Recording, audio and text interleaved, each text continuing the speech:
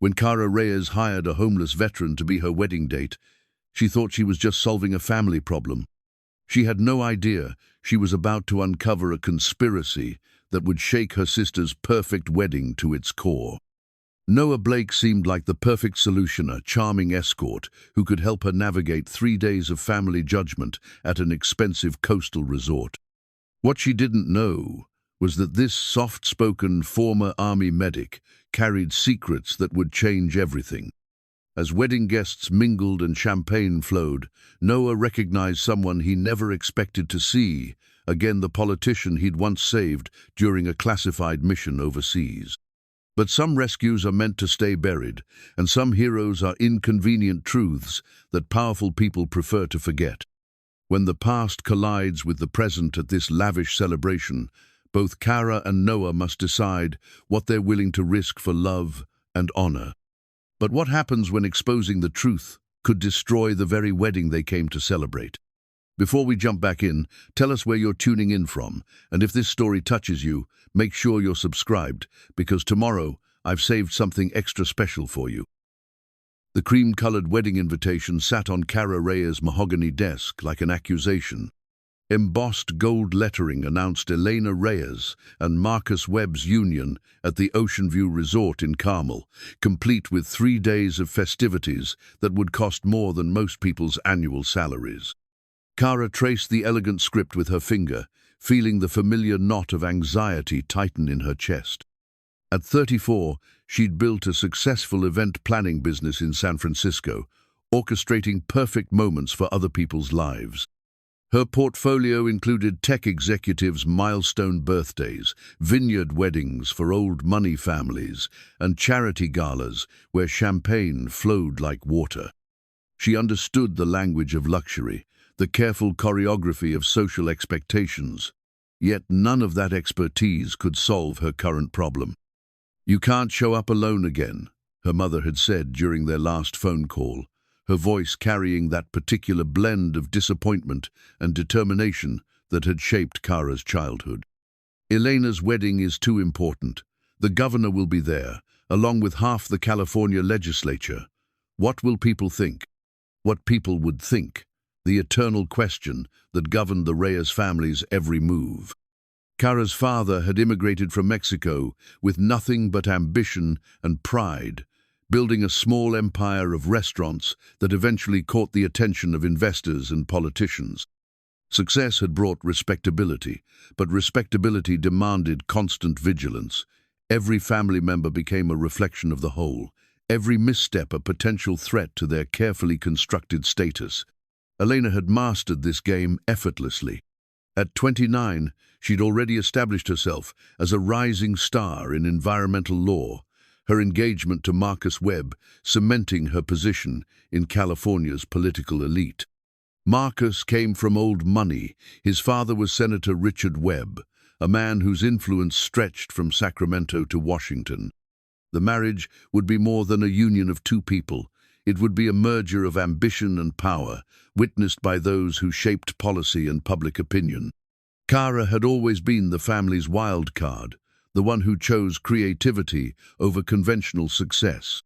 While Elena collected academic honors and prestigious internships, Cara had pursued her passion for event planning, starting her business from her apartment with borrowed money and sheer determination. She'd succeeded beyond anyone's expectations, but success in the service industry, no matter how lucrative, would never carry the same weight as Elena's accomplishments in their parents' eyes. The problem wasn't just her single status. At family gatherings, she'd become the subject of whispered conversations and pointed questions. When would she settle down? Why couldn't she find someone suitable? Her last relationship had ended 8 months ago when David, a marketing executive, decided he wanted someone who could advance his career at cocktail parties rather than someone who organized them. Cara pushed back from her desk and walked to the floor-to-ceiling windows of her Pacific Heights office. The San Francisco Bay stretched before her, dotted with sailboats and cargo ships. She'd chosen this location deliberately. The view reminded her daily of how far she'd come from the modest duplex where she'd grown up. But distance couldn't silence the voices of expectation that followed her everywhere. Her phone buzzed with a text from Elena. "Can't wait to see you and your mysterious +1. Mum says you're bringing someone special. Details, please." Kara stared at the message, her stomach churning. She'd lied to her mother 3 weeks ago, claiming she was seeing someone new. The lie had bought her time and peace, but now the wedding loomed, and her fictional boyfriend needed to become real. She'd tried everything, asking friends to set her up, browsing dating apps, even considering asking her gay best friend Marcus to pretend they were dating. Nothing had worked. That's when she'd remembered the business card tucked in her wallet. Elite companions, discreetly recommended by another event planner who'd used their services for a client's awkward family reunion. The card promised professional, sophisticated escorts for social events, no questions asked, complete discretion guaranteed. She'd called twice before hanging up, her finger hovering over the numbers. The third time, desperation overcame pride. "Elite companions, how may I help you?" The voice was warm, professional, utterly normal. "I need someone for a wedding," Kara had said, her voice barely above a whisper. "This weekend. It's very upscale, lots of political figures. I need someone who can handle that kind of crowd." "Of course. We have several companions who specialize in high-profile events. What's your budget and specific requirements?" The conversation had been businesslike, almost mundane. She'd explained the 3-day timeline, the coastal resort setting, the need for someone who could navigate political small talk and family dynamics. The coordinator had assured her they had the perfect person, someone with military background who understood protocol and could handle pressure. Now, as she prepared to leave her office and drive to the meeting spot, Kara wondered if she'd made a terrible mistake. The plan felt desperate, dishonest, everything her parents had raised her not to be. But the alternative, facing 3 days of family judgment and pity, felt worse. The meeting location was a coffee shop in the Mission District, chosen for its anonymity and distance from her usual haunts. She arrived early, claiming a corner table where she could observe without being obvious. The late afternoon crowd was typical for the neighborhood artists, tech workers, students from nearby universities. She ordered a latte and tried to calm her racing heart. 20 minutes later, a man walked in who didn't fit the neighborhood's casual aesthetic. He was tall, probably 6'2", with sandy brown hair that looked like it had been cut by someone who understood military precision. His clothes were clean but worn dark jeans that had seen better days, a button-down shirt that looked like it had been pressed by hand. He carried himself with the straight-backed posture of someone who'd learned to stand at attention, but there was something careful about his movements, as if he was trying not to take up too much space. He scanned the room systematically, his eyes pausing on her table. When their gazes met, she saw something that surprised her, not the practiced charm she'd expected from a professional escort, but genuine nervousness. He approached her table with measured steps, his hands clasped behind his back. "Miss Reyes?" His voice was quiet, respectful. "I'm Noah Blake." She gestured to the chair across from her, studying his face as he sat down. He was handsome in an understated way, with the kind of strong jaw and steady eyes that would photograph well in family pictures. But there were details that spoke of harder times: a thin scar above his left eyebrow, the way his shirt collar was slightly frayed, the careful way he folded his hands to hide calluses from manual labor. "Thank you for meeting me on such short notice," she said, not sure how to begin this conversation. The agency explained the situation. "A wedding weekend, upscale crowd, needs someone who can handle political types." He paused, studying her face. "They said you were particular about military background. The guest list includes a lot of government officials. I thought someone with service experience might be more comfortable in that environment." Something flickered in his expression, too quick to identify, but it reminded her of the look she'd seen in her father's eyes when immigration came up in conversation. The look of someone who'd learned to be careful around certain topics. "I served 6 years in the army," he said simply. "Combat medic. I know how to follow protocol and blend in when necessary." "The agency said you'd done this kind of work before." "A few times. Usually corporate events, charity things. Nothing quite this high profile. He leaned forward slightly. I want to be clear about something, Ms. Reyes. I'm not an actor. I can't pretend to be someone I'm not. But I can be respectful, appropriate, and I won't embarrass you. If that's what you need, I can do that. His honesty was unexpected. She'd prepared for smooth sales pitches and practiced charm, not this quiet sincerity. What I need is someone who won't make my family ask too many questions. Someone who can make conversation at dinner parties and dance at the reception without stepping on my feet. I can do that. He paused, then added, the agency mentioned the rate. $500 a day, plus expenses. That's more than fair for the work. $500 a day. The amount had seemed reasonable when the coordinator quoted it, but seeing the careful way he avoided looking at the menu prices, the way he'd ordered only water, she wondered if he needed the money for more than just professional reasons. Where are you staying while you're in town? She asked. I have arrangements. The answer came too quickly, too practiced. Don't worry about accommodations. I'll be ready whenever you need me. They spent the next hour going over logistics. She explained the wedding timeline, the key family members he'd need to remember, the basic cover story they'd use. He listened intently, asking practical questions about dress codes and transportation. When she mentioned the resort's address, something shifted in his expression, again that same careful look she'd noticed before. Have you been to Carmel before? She asked. Once or twice, long time ago. He stood up, extending his hand. I should let you get back to your evening. Thank you for trusting me with this, Ms. Reyes. I won't let you down. His handshake was firm, his palms slightly rough from work she didn't want to think about. As he walked away, she noticed he didn't get into a car in the parking lot. Instead, he headed toward the bus stop, his shoulders squared against the evening chill. Driving home to her apartment, Kara tried to convince herself she'd made the right choice. Noah Blake seemed decent, respectful, exactly what she needed to navigate the weekend ahead. But something about their meeting nagged at her, the way he'd avoided certain questions, the practiced evasion when she'd asked about his accommodations, the careful way he'd held himself throughout their conversation. She'd hired him to solve a problem, to create the illusion of normalcy her family demanded. What she hadn't expected was the feeling that she'd just enlisted someone who was fighting his own battles, someone who might be more desperate than she was. The wedding was 3 days away. In 3 days, she'd find out if her solution would save her from family judgment, if it would create problems she couldn't have imagined. The Ocean View Resort sprawled along the Carmel coastline like a Mediterranean village transplanted to California. Terracotta roofs caught the afternoon sunlight, while manicured gardens cascaded down cliff faces toward the Pacific.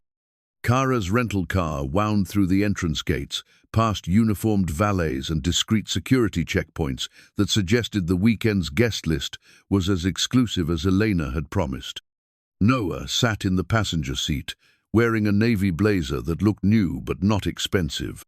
He'd been quiet during the 2-hour drive from San Francisco, responding to her attempts at conversation with polite but brief answers. She tried to establish their cover story they'd met through mutual friends, been dating for 3 months. Things were getting serious but not rushed. He'd memorized the details with military precision, asking clarifying questions about her family dynamics and the weekend's schedule. Nervous? She asked as they pulled into the valet area. Not about the performance, he said, adjusting his tie. I've been in more stressful situations. Something in his tone made her glance at him. He was studying the resort's facade with the systematic attention of someone assessing potential threats rather than admiring architecture. When the valet approached their car, Noah's entire body tensed before he consciously relaxed. The lobby was all polished marble and understated luxury, the kind of space designed to impress without appearing gaudy. Elena had texted that the welcome reception was already underway in the Ocean Terrace, giving them time to check in and change before making their debut as a couple. Mr. Blake and Ms. Reyes, the desk clerk said after checking their reservation, we have you in adjoining suites on the 3rd floor. Will you need assistance with luggage? Noah had carried his belongings in a single military-style duffel bag. while Kara had packed enough for a week. The contrast felt telling, but she pushed the thought aside as they rode the elevator in silence. Her suite was elegant and spacious, with a view of the ocean that probably cost more per night than Noah made in a month. His adjoining room was identical, a detail that made her realize how carefully Elena had planned every aspect of the weekend. Nothing left to chance, every guest's comfort considered and provided for. "I'll need about 20 minutes to change," she said, standing in the doorway between their rooms. "The reception is cocktail attire, so that blazer should be perfect." He nodded, then paused. "Miss Reyes, Kara, before we go down there, I want you to know I'll do my best to make this easy for you. Your family's important to you, and I respect that." The sincerity in his voice caught her off guard. "Thank you. And Noah, just be yourself. That's enough." She closed the adjoining door and immediately questioned her own words. What did she really know about who Noah Blake was? Their coffee shop meeting had revealed nothing about his background beyond his military service and current need for income. She'd hired a stranger to navigate one of the most important weekends of her family's year. 25 minutes later, they descended to the ocean terrace together. Kara had chosen a deep blue dress that complemented Noah's navy blazer, creating the kind of coordinated appearance that suggested comfort and planning. His transformation was remarkable. The careful posture and pressed clothing created an entirely different impression from the man she'd met in the Mission District coffee shop. The terrace overlooked the Pacific, where waves crashed against rocky outcroppings below. Round tables dotted the space, each centered with arrangements of white roses and eucalyptus. The guest list represented California's political and social elite, recognized faces from newspapers and campaign ads, mixed with family, friends, and Elena's law school colleagues. "There's my sister," Kara murmured, spotting Elena near the bar.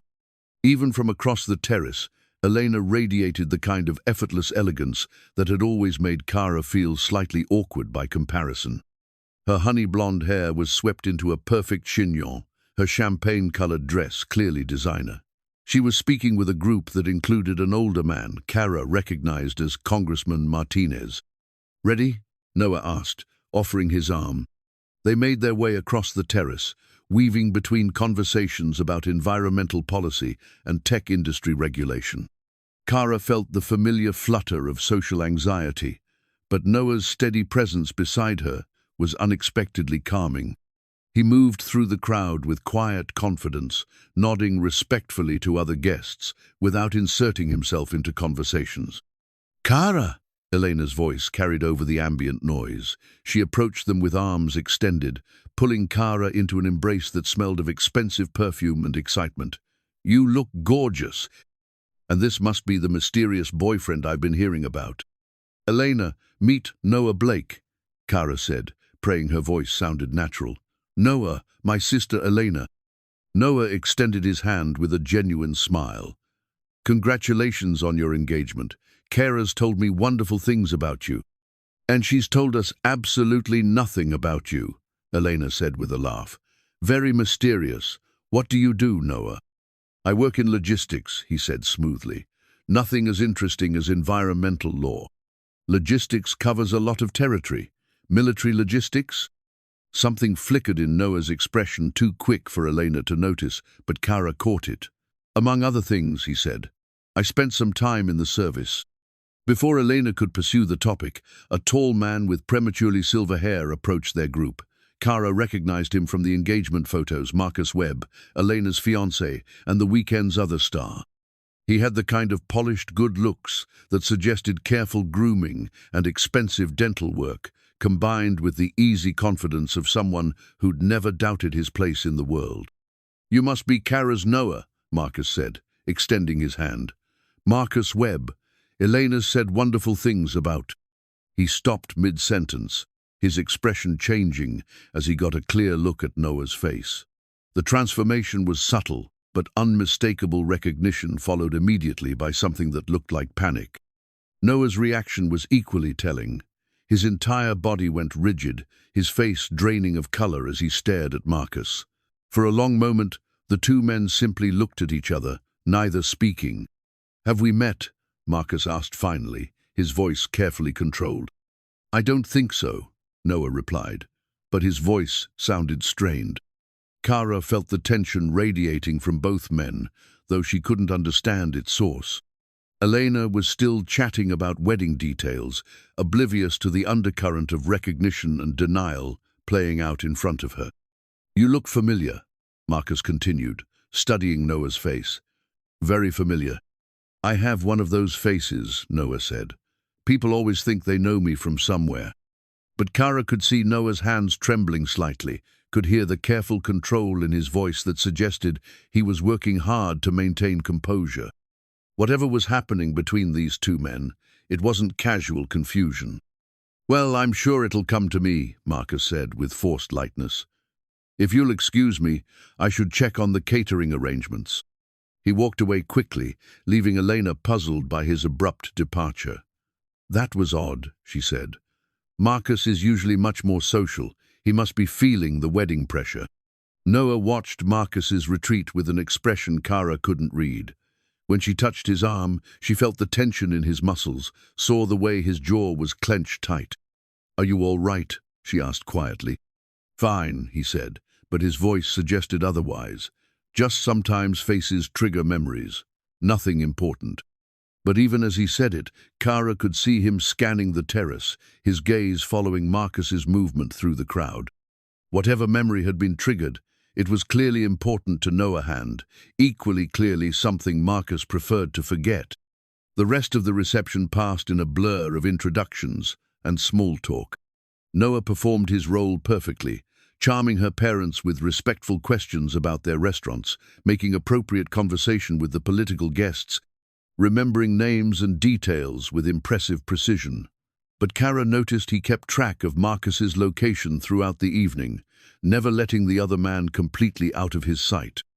As they rode the elevator back to their rooms later that night, Kara finally asked the question that had been building all evening. "You do know him, don't you, Marcus?" Noah was quiet for so long she thought he wouldn't answer. When the elevator reached their floor, he finally spoke. "I knew someone who looked like him once, long time ago, different circumstances." He paused at his door, key card in hand. Sometimes the past shows up in unexpected places. "Noah." "Good night, Kara. Tomorrow's a big day." He disappeared into his room, leaving her standing in the hallway with more questions than answers. Whatever had happened between Noah and Marcus tonight, it was clearly more than a case of mistaken identity. And judging by Marcus's reaction, it was something he desperately wanted to keep buried. As she prepared for bed, Kara found herself wondering what she'd stumbled into. She'd hired Noah to solve a simple social problem, but the evening's event suggested she'd inadvertently brought a complication into her sister's perfect weekend. The question was whether that complication would remain private or, if the past Noah and Marcus shared, would surface in ways that could threaten everything Elena had worked to build. The rehearsal dinner was held in the resort's private dining room, an intimate space that managed to accommodate 60 guests while maintaining the feeling of an exclusive family gathering. Crystal chandeliers cast warm light over tables draped in ivory linens, each place setting featuring multiple courses and carefully selected wines.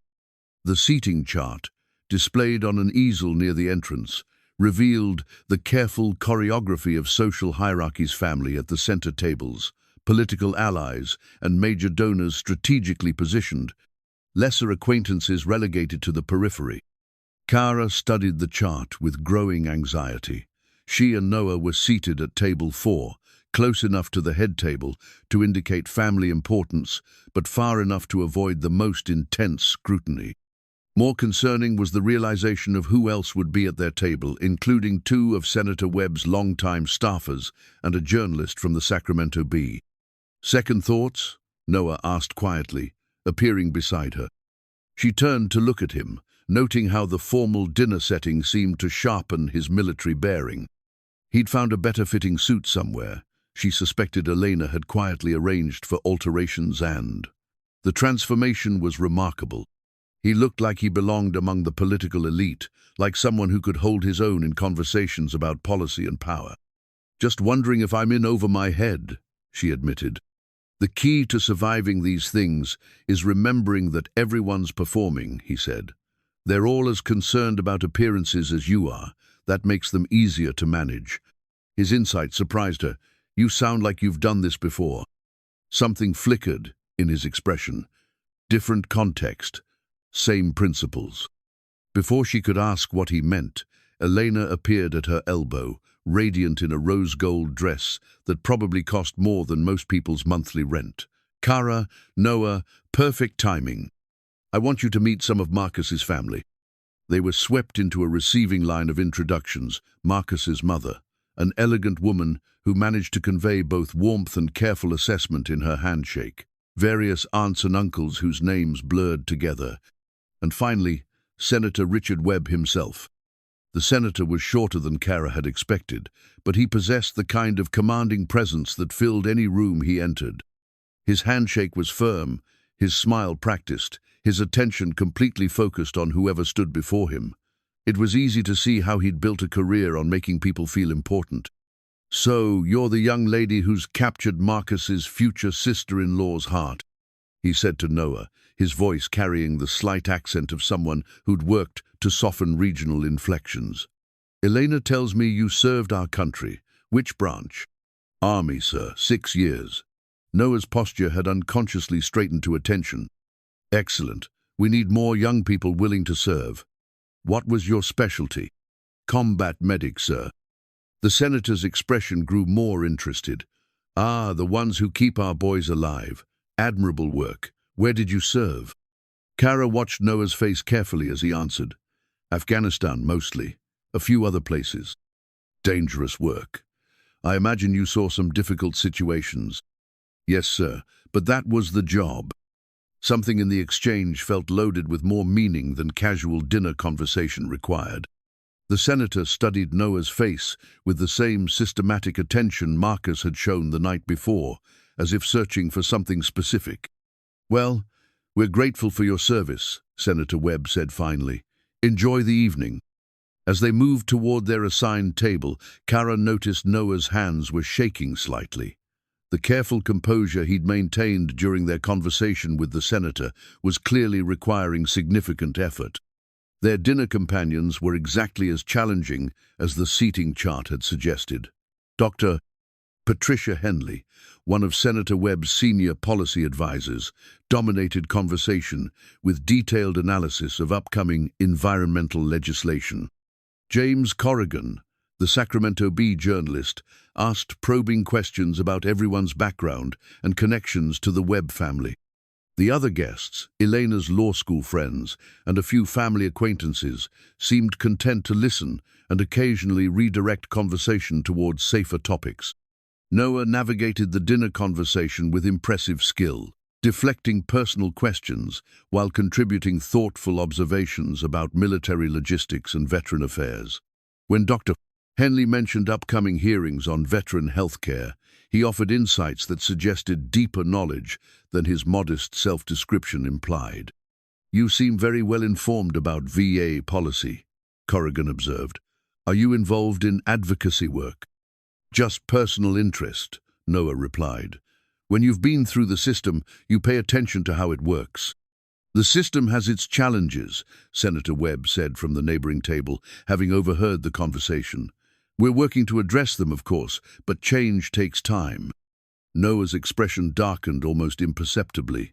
Yes, sir, change definitely takes time. The response carried an edge that made Kara glance at him sharply. But before anyone could pursue the topic, Marcus stood to offer a toast to the weekend's guests, deflecting attention from their table. Thank you all for traveling to celebrate with Elena and me, Marcus began, his voice carrying easily through the dining room. This weekend represents new beginnings for Elena and me, obviously, but also for the partnerships and friendships that make our work possible. Tomorrow, when Elena and I exchange vows, we're not just joining two lives. We're celebrating the values that bind us together: service, honor, and commitment to something larger than ourselves. Kara noticed Noah's jaw tighten as Marcus spoke about honor and service. The irony wasn't lost on her. Here was Marcus, celebrating values that Noah had actually lived, while Noah sat quietly at a side table, his own service unacknowledged and apparently unremembered. "To new beginnings," Marcus concluded, raising his glass. The room echoed with the toast, but Kara saw Noah barely touch his wine to his lips.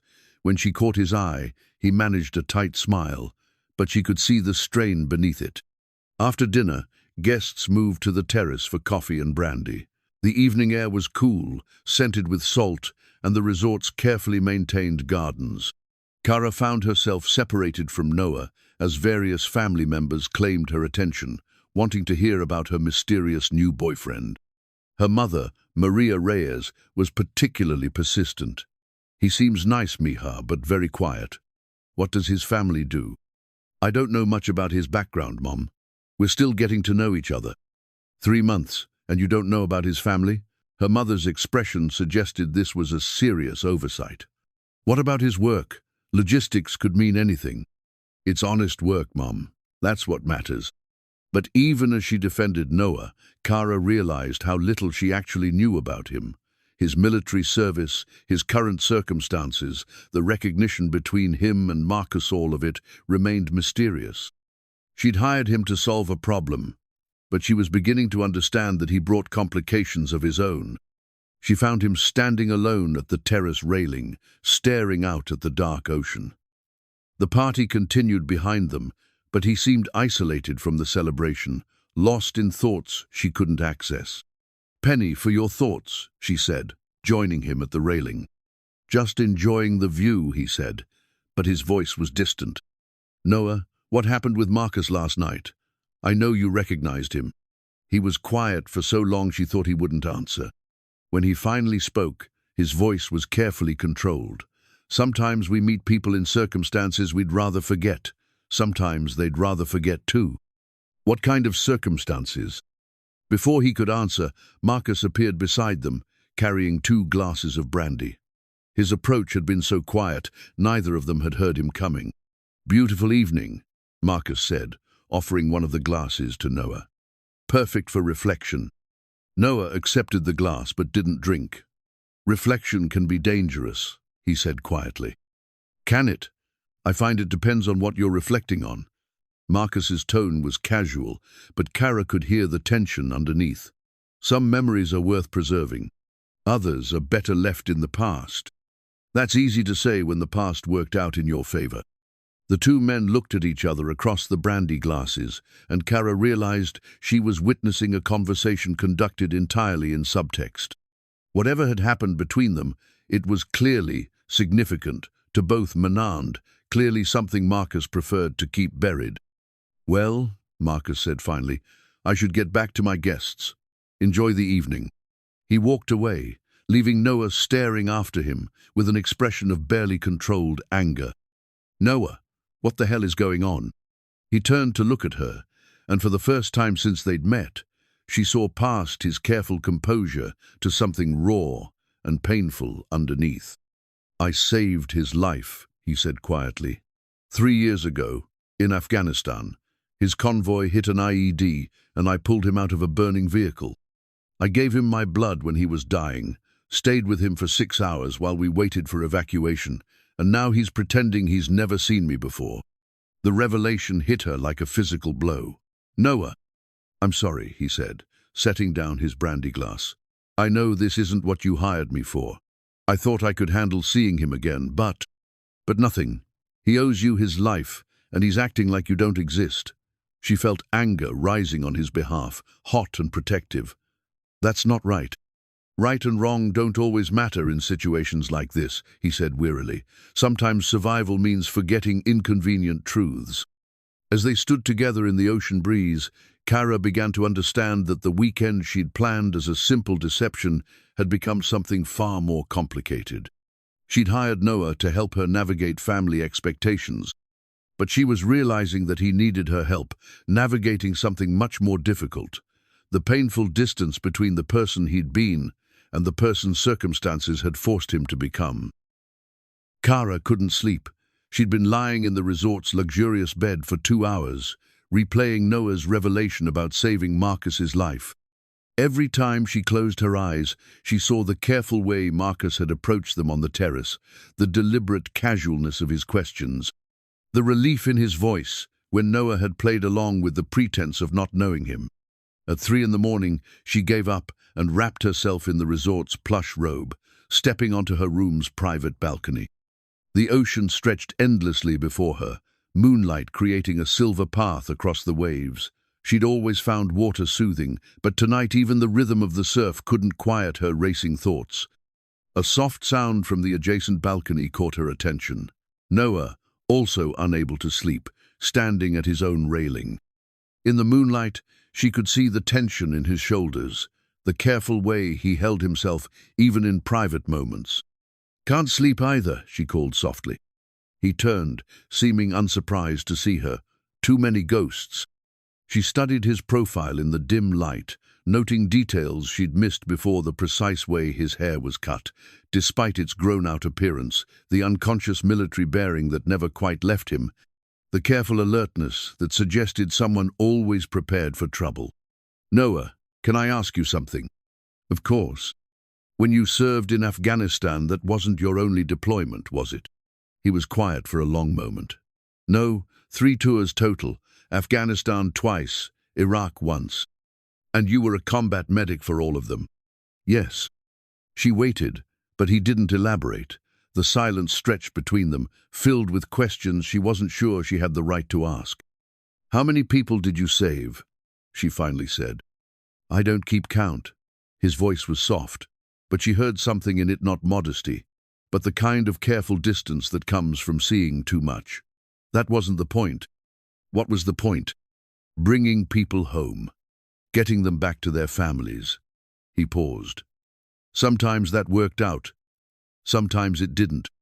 She wanted to ask more, but something in his posture warned her that they were approaching territory he wasn't ready to share. Instead, she changed direction. "What happened when you came back, after your service ended?" This time, the silence lasted so long she thought he wouldn't answer. When he finally spoke, his voice was carefully neutral. "The transition was harder than I expected. PTSD, some physical issues from an IED blast. The VA helped when they could, but the system is complicated. I had trouble holding down civilian jobs too, many triggers, too many situations that brought back memories. Things got difficult." "How difficult?" "I lost my apartment about 18 months ago. Been living in my truck since then, picking up work when I can find it." The admission hit her like a physical blow. She'd suspected he was struggling financially, but she hadn't imagined he was homeless. The careful way he'd avoided talking about accommodations, his single duffel bag, the worn but clean clothes, it all made devastating sense. "Noah, I'm so sorry." "Don't be. I'm not looking for pity." His voice carried a quiet dignity that made her chest ache. "I'm working on getting back on my feet. This weekend, what you're paying me'll help with that." She thought about the fee she was paying him, $500 a day, that had seemed reasonable for professional escort services. To her, it was a business expense. To him, it was apparently the difference between hope and despair. "Is that why you took this job? The money?" "Partly, but also because you seemed—" He paused, searching for words. "When we met, you were nervous but honest. You didn't try to pretend this was anything other than what it was. I respected that." She felt a stab of guilt, remembering how she'd judged his appearance, made assumptions about his circumstances. "You could have told me about your situation. Would it have changed anything?" She wanted to say yes, but she wasn't sure that was true. 3 days ago, she'd been focused entirely on her own problems, her own need to navigate family expectations. She might have seen his homelessness as a complication rather than a tragedy. "I don't know," she admitted, "but I'm glad I know now." They stood in comfortable silence for several minutes, the ocean breeze carrying the scent of salt and night-blooming flowers. Finally, Noah spoke again. "There's something else you should know, about Marcus." She turned to face him fully. "What?" "When I pulled him out of that vehicle, he was barely conscious, but he was awake enough to know what was happening. We talked during the evacuation, 6 hours of waiting for a helicopter, trying to keep him stable and conscious. He told me about his fiancée back home, about the life he wanted to build when he got back. He knew my name, my unit, everything. So there's no question he remembers you. None. He's choosing not to acknowledge what happened. But why? You saved his life. That should make you a hero in his eyes, not someone to avoid. Noah's expression darkened. Because acknowledging me means acknowledging where we met, what he was doing there. What do you mean? Marcus wasn't regular military carer. He was there as part of a congressional delegation, inspecting forward operating bases. The convoy that got hit was carrying him and 2 other political staffers to a meeting with local contractors. She felt a chill that had nothing to do with the ocean breeze. What kind of contractors? The kind that handles sensitive supply chains, food, equipment, security services, the kind of contracts worth millions of dollars. You think he was involved in something corrupt? I don't know. But I know that delegation was looking at some questionable contracts, and I know that 3 months after Marcus recovered, several of those contractors received major renewals despite performance issues. The implications of what he was saying began to sink in. You think seeing you reminds him of something he'd rather keep quiet. I think acknowledging me means acknowledging he was there in the first place, and maybe that's complicated for reasons that have nothing to do with gratitude. Kara felt her worldview shifting, like standing on sand as a wave pulled it out from under her feet. She'd grown up around politics, understood that appearances mattered and that past associations could be inconvenient.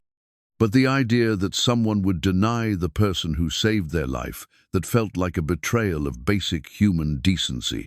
What are you going to do? Nothing.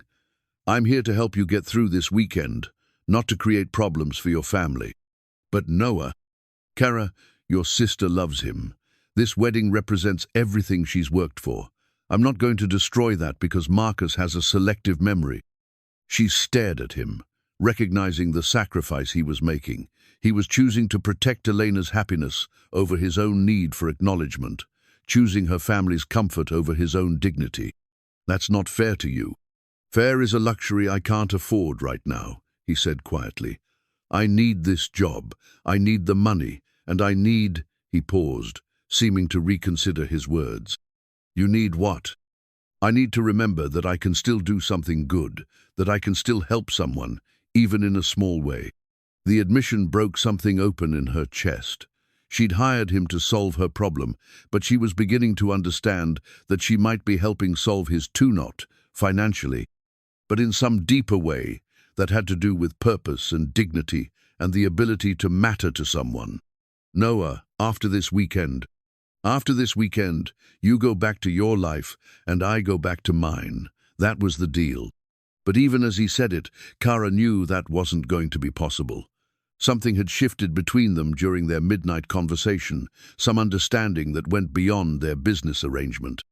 She'd hired a stranger to pretend to care about her, but she was realizing that her caring for him had become completely real. We should try to get some sleep, he said finally. Tomorrow's going to be a long day. She watched him retreat into his room, noting the careful way he moved, the quiet dignity that never left him, even in his most vulnerable moments.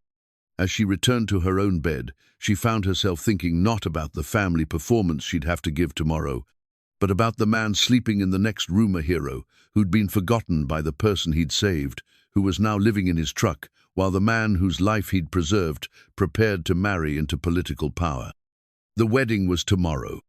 In less than 24 hours, Marcus would stand before friends and family and speak about honor and commitment, while the man who'd actually demonstrated those virtues sat quietly in the audience, his sacrifice unacknowledged and his current struggles invisible to those who celebrated their own good fortune. For the first time since this weekend began, Kara found herself wondering if there might be more important things than family expectations, and if protecting Noah's dignity might matter more than preserving everyone else's comfort. Saturday morning brought the kind of California coastal weather that made postcards seem understated, crystalline air, gentle breeze, and sunlight that turned the Pacific into a sheet of hammered gold. The wedding ceremony was scheduled for 4 o'clock, allowing the morning for family brunches and last-minute preparations. Kara woke to find a small package outside her door, wrapped in brown paper with her name written in careful block letters. Inside was a USB drive and a note, in case you ever need to understand the whole story. N. She stared at the drive, her pulse quickening. Noah had mentioned keeping evidence of his military service, but she hadn't imagined he'd share it with her. The weight of the small device in her palm felt disproportionate to its size, as if it contained more significance than its simple appearance suggested.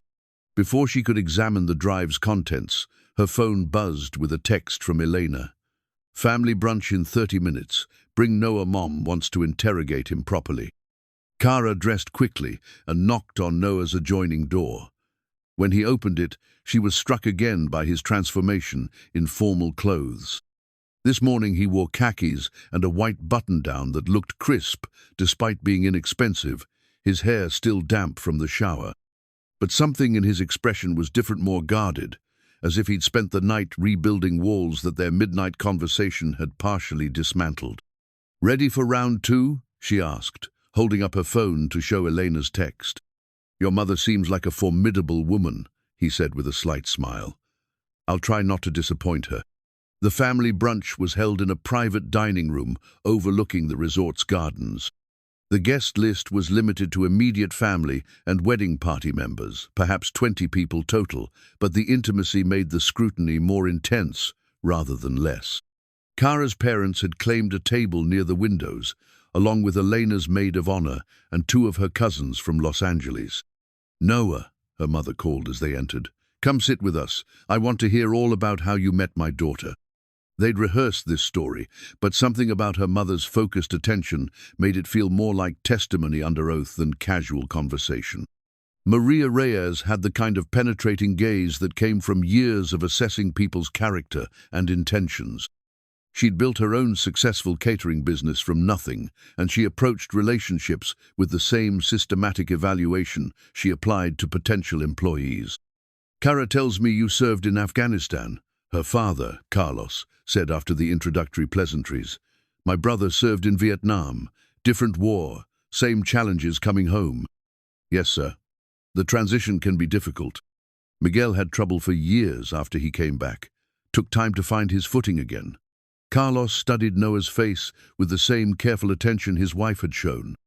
"You seem to have landed well." Kara felt Noah tense beside her, but his response was measured. "I've been fortunate." The lie sat heavily between them. Carlos meant well, but his assumption that Noah had landed well highlighted just how invisible his actual struggles were to people who equated neat appearance with financial stability. "What kind of logistics work do you do?" her mother asked. "Supply chain management, mostly, making sure materials get where they need to go when they need to be there." Technically accurate, Kara realized, even if it omitted the day labor and temporary work that actually comprised his current employment. His ability to frame difficult truths in acceptable language impressed her, even as it reminded her how much practice he'd probably had in making his circumstances seem less dire than they were. The conversation might have continued in this vein, but it was interrupted by the arrival of Marcus and several of his groomsmen. The dynamic in the room shifted immediately, conversations becoming more animated as the group prepared to celebrate the day's main event. Marcus looked like a groom from a magazine's spread perfectly fitted morning coat, boutonniere placed with mathematical precision, the kind of nervous excitement that suggested anticipation rather than anxiety. He worked the room with practiced ease, thanking family members for traveling to the wedding, making jokes about bachelor party revelations, accepting congratulations with the gracious modesty of someone accustomed to being celebrated. When he reached their table, his demeanor remained warm and welcoming, but Kara noticed the careful way he avoided making direct eye contact with Noah. "How are you enjoying the resort?" Marcus asked, addressing the question to the table generally, but looking primarily at Kara's parents. "It's lovely," her mother replied. Very thoughtful of your family to arrange such beautiful accommodations. Elena deserves nothing but the best, Marcus said, his voice carrying genuine affection. Though I have to admit, I'm getting nervous about the ceremony. Public speaking has never been my strong suit. You'll be fine, Noah said quietly. The words matter less than the sincerity behind them.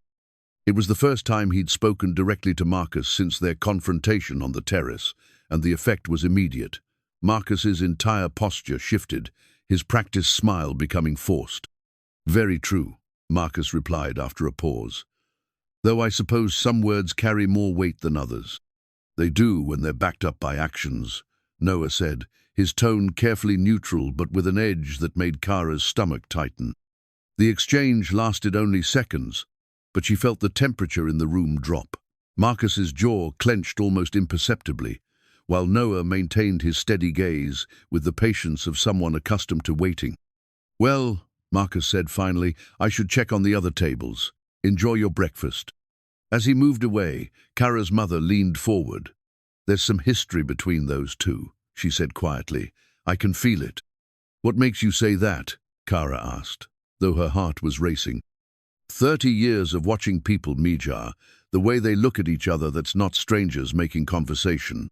Before anyone could pursue the observation, Elena appeared at their table, radiant in a casual sundress that probably cost more than most people's formal wear. How's everyone doing? Getting excited for the big moment? We're all thrilled for you, sweetheart, Carlos said, standing to embrace his younger daughter. You look happy. I am happy, though I have to admit, I'm also terrified. 300 people watching you promise to love someone forever. It's a lot of pressure. The number of people doesn't matter, Noah said gently. What matters is that you mean what you're saying. Elena smiled at him, the first completely unguarded expression Kara had seen from her all weekend. That's sweet, Noah. You're going to make some woman very happy someday. The comment was innocent, but it reminded Kara painfully of the artificial nature of their relationship. In a few hours, this performance would end, and Noah would return to sleeping in his truck while she went back to her comfortable apartment. The thought created an unexpected ache in her chest. Elena, can I steal you for a minute? One of her bridesmaids called from across the room. Final dress-fitting emergency. As Elena hurried away, Kara found herself alone with Noah and her parents. The silence felt charged with unspoken questions. Noah, her father said finally, can I ask you something? Of course, sir. My daughter, she's been hurt before. Men who weren't honest about their intentions, who saw her success as something they could use for their own advancement. You understand what I'm asking? The directness of the question caught Kara off guard, but Noah didn't flinch. Yes, sir, I understand. And Kara deserves someone who values her for who she is, not what she can provide. Someone who would protect her happiness above their own comfort. The answer was carefully crafted, truthful enough to satisfy her father while avoiding any false promises about their future. But hearing Noah articulate what she deserved in a relationship made her realize how far her previous boyfriends had fallen short of that standard. Good answer, Carlos said with approval. Maria, we should let these young people enjoy their morning. As her parents moved to another table, Kara found herself alone with Noah for the first time since their midnight conversation. The intimacy felt different in daylight, weighted with the awareness that their time together was rapidly running out. Thank you, she said quietly. For what? For the way you talked to my father. For understanding what he was really asking. Noah's expression softened. He loves you. He wants to make sure you're protected. I respect that. Is that what you were doing last night? Protecting me by not telling me everything about Marcus? He was quiet for a moment, considering her question. Partly, but also protecting myself. From what? From hoping this could be more than it is. The honesty of his answer took her breath away. She'd been so focused on her own growing feelings that she hadn't considered he might be experiencing something similar and struggling against it for reasons that had nothing to do with desire and everything to do with circumstances. Noah. Kara, I need to tell you something about the USB drive I left for you. She'd almost forgotten about the device in her purse. What's on it? Everything. Photos from the mission where I saved Marcus, medical records from his treatment, correspondence between his father's office and the contractors who got those questionable renewals. It's not proof of corruption, but it's enough to raise serious questions. Why are you giving this to me? Because if something happens today, if Marcus decides I'm too much of a risk to ignore, I want someone to know the truth. Someone who might be willing to use it if necessary. The implications of what he was saying hit her like cold water. You think he might try to hurt you? I think powerful people don't like inconvenient reminders of their past. And I think I've become very inconvenient. As if summoned by their conversation, two men in dark suits approached their table. They moved with the purposeful stride of security personnel, their attention focused entirely on Noah. Mr. Blake, the taller one, said politely, "Could we have a word with you privately?" Noah's entire body went rigid, but his voice remained calm. "Of course. Kara, I'll be right back." She watched them escort him toward a side exit, her heart hammering against her ribs. The conversation looked civil from a distance, but she could see the tension in Noah's shoulders, the careful way he positioned himself to keep both men in his line of sight. When he returned 10 minutes later, his face was pale but composed. "What did they want?" she asked immediately. "To remind me that this is a private event with very important guests. They suggested it would be better for everyone if I kept a low profile today." "That's it?" "That's it. For now." But Kara could see in his eyes that the warning had been much more serious than his casual summary suggested. Whatever game Marcus was playing, the stakes had just gotten significantly higher. The afternoon before the ceremony passed in a blur of final preparations and mounting tension. While Elena and her bridesmaids sequestered themselves for hair and makeup, the male wedding party gathered on the resort's golf course for what Marcus had described as a final moment of freedom before the ball and chain. Kara had expected Noah to decline the invitation, but Marcus had insisted with the kind of forced joviality that made refusal impossible. "Come on, Blake," he'd said in front of several groomsmen. "You can't spend the whole weekend hiding behind the ladies. Time to see how the other half lives." Now, standing on the clubhouse terrace watching the men navigate 18 holes in rental golf carts, Kara felt increasingly anxious about leaving Noah alone with Marcus and his friends. Through binoculars borrowed from the resort's concierge, she could track their progress across the course, but she couldn't hear their conversations or gauge the subtle dynamics that might be playing out. "You're going to wear a hole in that deck if you keep pacing," said a voice behind her. Kara turned to find Elena's maid of honor, Rebecca, approaching with 2 glasses of iced tea. Rebecca was Elena's law school roommate, a sharp-minded prosecutor who'd taken the weekend off from a high-profile fraud case in Los Angeles. "Just enjoying the view," Kara said, accepting the offered drink. "The view of your boyfriend getting the 3rd degree from Marcus's fraternity brothers?" Rebecca's tone was amused but knowing. "He'll be fine. Noah strikes me as someone who can handle himself." "What makes you say that?" "Body language, the way he carries himself, the way he assesses rooms before entering them.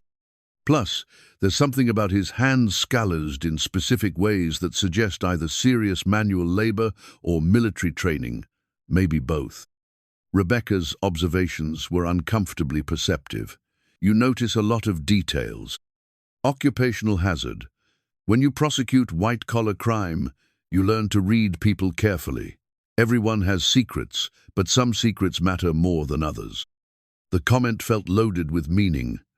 "What kind of secrets are you talking about?" "The kind that make people nervous when the wrong person shows up at their wedding." Rebecca studied Kara's face carefully. "Want to tell me what's really going on with Noah and Marcus?" For a moment, Kara considered deflecting the question, but something about Rebecca's directness reminded her of Elena's own unwillingness to accept surface explanations, and she found herself wanting to confide in someone who might understand the complexity of the situation. "What if I told you Noah saved Marcus's life during his military service, and Marcus is pretending not to remember him?" Rebecca's expression sharpened immediately. I'd say that's either profound ingratitude or calculated self-preservation. Which do you think it is? I think Marcus has reasons for not wanting to acknowledge where they met. Political reasons? Maybe. Noah mentioned something about questionable contractor relationships. Rebecca was quiet for several minutes, watching the golf carts navigate a water hazard in the distance. When she finally spoke, her voice carried the careful precision of someone choosing words with legal implications in mind. Kara, there's something you should know about this wedding. Elena thinks she's marrying someone who shares her values about public service and environmental protection. But Marcus's family has financial interests that might surprise her. What kind of interests? The kind that benefit from regulatory capture and government contracts. Senator Webb sits on the Armed Services Committee, which oversees military procurement. His son's engagement to a rising environmental lawyer creates useful political cover for policies that might otherwise face scrutiny. The implications of what Rebecca was suggesting hit Kara like a physical blow. Are you saying Elena is being used? I'm saying Elena is brilliant, but sometimes too trusting. She sees the best in people, which is wonderful in a friend but dangerous in politics. Does she know about your concerns? I've tried to bring them up, but she's convinced that love conquers all political complications. Maybe she's right. Maybe Marcus genuinely shares her values, and his family's business interests won't influence their relationship. But you don't think so? I think 3 years in prosecutor's office has made me suspicious of convenient coincidences, and I think your Noah showing up this weekend might be more inconvenient for Marcus than anyone realizes. Before Kara could respond, her phone buzzed with a text message from an unknown number. Check your email. Important information about your boyfriend's background. A friend. She showed the message to Rebecca, whose expression darkened immediately. Don't open anything from that number, Rebecca said sharply. Forward it to me first. If someone's sending unsolicited information about Noah, it's either a scam or an attack. Kara's hands were shaking as she forwarded the message. The timing felt deliberately calculated, while Noah was isolated on the golf course, unable to defend himself against whatever accusations were being leveled. Rebecca examined the forwarded email on her own phone, her expression growing increasingly grim as she read. What is it? Kara asked. Someone sent what appears to be Noah's military records, along with some kind of incident report. They're claiming he was discharged under questionable circumstances. That's impossible. He told me he was honorably discharged. The documents look official, but something about them feels wrong. The formatting is slightly off, and there are inconsistencies in the dates. Rebecca looked up from her phone. Kara, someone is trying very hard to discredit Noah. The question is why?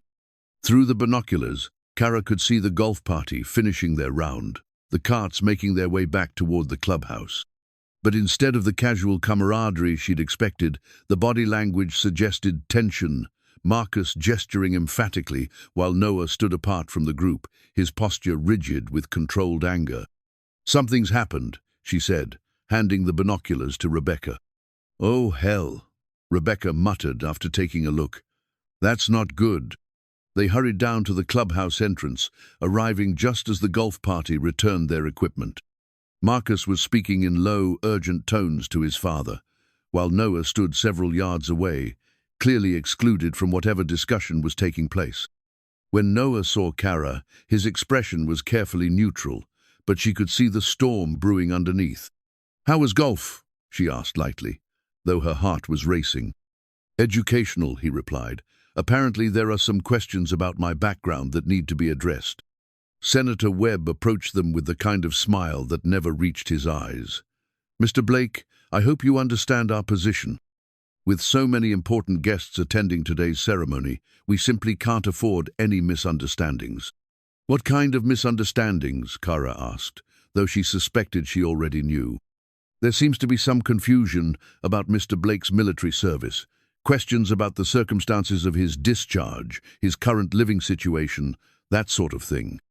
The casual way he delivered the information made it clear that the senator had been the source of the email she'd received. Someone had been investigating Noah's background, looking for ammunition to use against him. His discharge was honorable, Kara said firmly. I've seen the paperwork. Paperwork can be complicated, the senator replied smoothly. Sometimes there are details that don't appear in the official records. Noah stepped forward, his voice deadly quiet. Senator, are you questioning my integrity? Not at all. I'm simply suggesting that perhaps this isn't the appropriate venue for certain conversations. The euphemism was clear to everyone present. Webb was telling Noah to leave quietly or face public humiliation. The threat was delivered with political sophistication, but it was unmistakably a threat. I see, Noah said, and if I choose to stay, then I'm afraid the wedding security might have concerns about uninvited guests mixing with invited ones. The casual mention of security made Kara's blood run cold. She remembered the men in dark suits from the morning, the careful way they'd positioned themselves around Noah. This wasn't just about protecting a wedding from unwanted drama, it was about silencing someone who knew inconvenient truths. Noah, she said quietly, we should go. But Noah was staring at Marcus with an expression of profound disappointment. Is this what honor looks like to you? Threatening someone who saved your life? Marcus had the grace to look uncomfortable, but his father stepped between them. I think there's been enough drama for one day, Senator Webb said firmly. Mr. Blake, I trust you'll make the right decision. As they walked away, Kara felt the weight of the USB drive in her purse like a ticking bomb. Noah had been right to worry about powerful people who didn't like inconvenient reminders. But she was beginning to understand that the stakes were higher than either of them had imagined, and that the wedding ceremony might become the stage for a confrontation that would change all their lives. Back in their adjoining suites, Kara immediately pulled out her laptop and inserted Noah's USB drive. Noah sat heavily in the room's single armchair, looking older than his years as the afternoon's confrontation caught up with him. They've been planning this, he said quietly. The investigation, the timing, everything. Someone's been watching me since I took this job. Kara's laptop chimed as the drive's contents loaded. What she saw made her stomach drop. Dozens of files organized into folders, military records, medical reports, photographs, correspondence, and something labeled Personal Investigation, Confidential. Noah, what's in the Personal Investigation folder? His expression darkened. Open it. The folder contained a devastating collection of documents that told a story of systematic destruction. Bank records showing Noah's accounts being frozen due to suspicious activity that was later proven false, but only after he'd been evicted from his apartment. Employment applications rejected after background checks that included false information about his military service. VA benefit claims delayed and denied based on fabricated concerns about his mental health evaluations. My God, Kara whispered, scrolling through months of documentation. Someone's been destroying your life piece by piece. It gets worse, Noah said grimly. Look at the correspondence folder. She clicked through to find email exchanges between Senator Webb's office and various government agencies, private contractors, and financial institutions. The pattern was clear, and Horrifianga coordinated campaign to ensure that Noah Blake would never be in a position to credibly challenge whatever version of events Marcus's family preferred to maintain. One email from Senator Webb's chief of staff was particularly damning. The Blake situation requires ongoing management. His military record makes him credible, but his current circumstances make him vulnerable. Maintain pressure on employment and housing fronts until he relocates outside California or becomes sufficiently discredited that any claims lack credibility. They've been hunting you, Kara said, her voice shaking with anger. For 3 years, they've been systematically destroying your life to protect Marcus's political future. It's worse than hunting, Noah replied. They've been erasing me, making sure that if I ever tried to tell my story, no one would believe me. She continued reading, finding documentation of how the campaign had escalated over time. When simple employment sabotage hadn't been enough to drive Noah out of the state, they'd moved to more aggressive tactics, false reports to police about his mental stability, fraudulent claims about drug use that led to failed background checks, even manipulation of his VA medical records to suggest personality disorders that would explain away any accusations he might make. "This is criminal," she said. "This is conspiracy, abuse of power, violation of civil rights." "This is politics," Noah corrected, "and it's about to get worse." He pointed to the most recent folder, labeled Wedding Weekend Contingency. Inside were detailed surveillance reports about their coffee shop meeting, photographs of Noah's truck, copies of their text message exchanges, and something that made Kara's blood-freeze psychiatric hold order, already signed by a compliant judge, ready to be executed if Noah became a danger to himself or others during the wedding festivities. "They're planning to have you committed," she said in horror. "Temporarily, just long enough to discredit anything I might say about Marcus or the family's business interests. By the time I got released, I'd be just another homeless veteran with mental health issues, making wild accusations against respected political figures." The psychological sophistication of the campaign was breathtaking in its cruelty. They hadn't just tried to silence Noah, they'd crafted a narrative that would explain away his silence while simultaneously destroying his credibility if he ever broke it. But why go to all this trouble? What are they so afraid you'll expose? Noah was quiet for a long moment, staring out the window at the ocean. When he finally spoke, his voice carried the weight of terrible knowledge.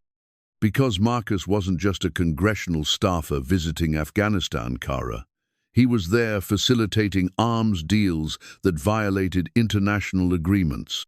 The contractors he was meeting with were selling weapons to groups that were technically our enemies, but practically our allies in a complex regional power game." "Arms dealing? Are you sure?" "I saw the manifest documents when I treated him. He was delirious from blood loss and kept talking about the shipment schedules and payment authorization codes. At the time, I thought it was just shock-induced rambling. But later, when I saw news reports about weapons showing up in unexpected places, I started putting pieces together." "Do you have proof?" "Some. Photographs, document fragments, testimony from other soldiers who witnessed the same meetings. But not enough to take down a senator's son without corroborating evidence from official sources." "What kind of official sources?" "The kind that get you killed if you access them without authorization." The flat way he said it made her realize they were discussing stakes far beyond political embarrassment or career damage. This was about money, power, and international relationships that could destabilize entire regions. "Noah, we have to expose this." "With what?" "Everything I have can be dismissed as the paranoid fantasies of a mentally unstable veteran. They've spent 3 years building that narrative, and they've done it very well." Kara thought about Rebecca's observations, about Elena's naivety, about the political advantages that Marcus's environmental lawyer wife would provide for the family's business interests. What if Elena knew? What if she understood what kind of family she was marrying into? Then she'd have to choose between her personal happiness and her professional integrity. "That's not a choice I want to force on anyone. But she's your sister's best friend. She deserves to know what she's getting into." "Does she? Or does she deserve to be happy with someone she loves, even if that happiness is built on foundations she doesn't understand?" The question hung between them like a moral puzzle with no clear solution. Kara thought about Elena's radiant excitement that morning, her obvious love for Marcus, her conviction that their marriage would represent a union of shared values and mutual respect. "There's something else," Noah said quietly. "Something I haven't told you about today's golf game." "What?" "Marcus offered me money, a lot of money, enough to get my life back on track, find permanent housing, maybe even start over somewhere else. In exchange for disappearing quietly after the wedding, for never contacting him or his family again, for accepting that the man I saved in Afghanistan died that day, and the person who came back is someone I never met. That's obscene." "Is it?" From his perspective, it's a generous offer, more money than I've seen in 3 years, in exchange for letting the past stay buried. "And what did you tell him?" "I told him I'd think about it." The admission hit her like a slap. "You're actually considering it." "Kara, I'm homeless. I live in my truck. I haven't had a steady job in 18 months. I'm one medical emergency away from dying alone under a freeway overpass. Marcus's offer could change all of that. At the cost of your integrity. At the cost of principles I can't afford anymore." She stared at him, seeing for the first time the full weight of what 3 years of systematic destruction had done to him. It wasn't just about money or housing, it was about hope, about the basic human need to believe that truth and justice mattered more than power and convenience. "What if there was another way?" she asked suddenly. "What do you mean? What if you didn't have to choose between exposing the truth and getting your life back? What if someone else could help you do both?" Before he could answer, her phone rang. Elena's name appeared on the screen, but when Kara answered, her sister's voice was shaky and wrong. "Kara, I need you to come to my room right now and bring Noah." "Elena, what's wrong?" "I just found something in Marcus's luggage, something that changes everything." The line went dead, leaving Kara and Noah staring at each other across the hotel room. Whatever Elena had discovered, the timing couldn't be coincidental. With less than 2 hours until the wedding ceremony, the careful balance of secrets and lies that had sustained the weekend was finally beginning to collapse. Elena's bridal suite was in chaos when they arrived. Wedding dress hanging forgotten on its hook, makeup half finished, and Elena herself sitting on the bed in her silk robe, holding a manila folder with shaking hands. Her face was pale beneath her carefully applied foundation, and her eyes held the kind of shock that comes from having fundamental assumptions shattered. "Elena, what happened?" Kara rushed to her sister's side. "I was looking for Marcus's cufflinks, the ones that belonged to his grandfather. He asked me to make sure they were with his formal wear." Elena's voice was hollow, mechanical. "I found this instead."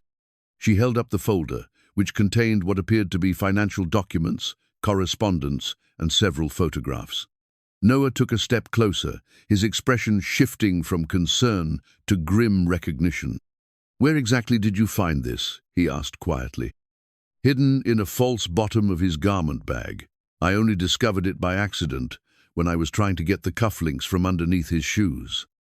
Elena looked up at Noah with something approaching accusation. "You know what this is, don't you?" Noah glanced at Kara, then sat down carefully on the chair facing Elena. "I think I might. Can you tell me what you see in those documents?" "Bank transfers, lots of them. Money moving between accounts in the Cayman Islands, Switzerland, and some place called Zurich Financial Services." Elena's lawyer training was evident in how she'd organized and analyzed the materials. "The amounts are significant millions of dollars over the past 3 years." "What else?" "Correspondence with something called Meridian Defense Solutions. They appear to be a private military contractor, but the contracts they're discussing—" Elena paused, her voice catching. "They're talking about weapons, shipments to regions that are supposed to be under arms, embargoes." Kara felt her stomach clench.